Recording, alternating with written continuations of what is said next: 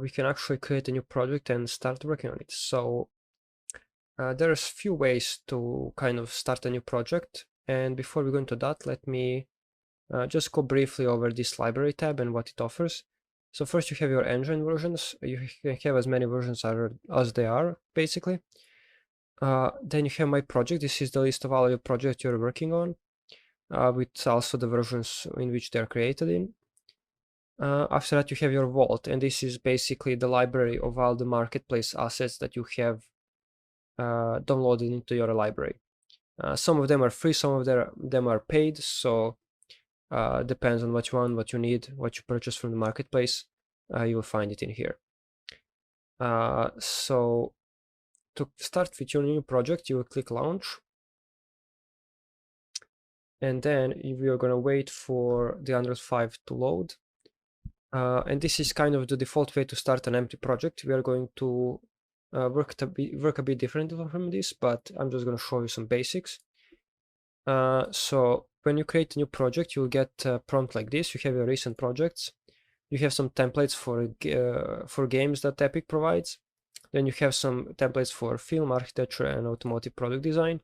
Just kind of showing some basic stuff and how and variety of ways that Unreal can be used as. After you go into a project that you like, let's say third person, you have your project location, and then you have your project name. And also at the bottom right, you have few options like target platform and quality preset. So basically what type of game you're trying to make. And then of course, if you're using C++, you would enable this also. So your project is C++ enabled. And you also have some starter content, that's some basic prototype stuff if you want it. And if you have a better graphics card that has ray tracing, you can also enable this. So you have a bit better lighting that is a bit more costly. So depends on what you're creating, you might want this. And this is kind of basic way to start your project.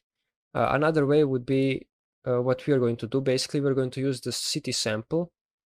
So if you go into samples, we're going to use this city sample that Epic provides for their cinematic for Matrix. And if you click this, it's just gonna lead you to the marketplace. And right now I have the create project option, but for you, you'll have to download it. And after you download it, you'll be able to create a project. After you create it, it will take some time since it's a pretty big project, but after you create it, you will go to the library, and then you'll have a project in this my projects list. And that's basically it. After that, we're going to open that level and go and start importing our asset and creating cinematics.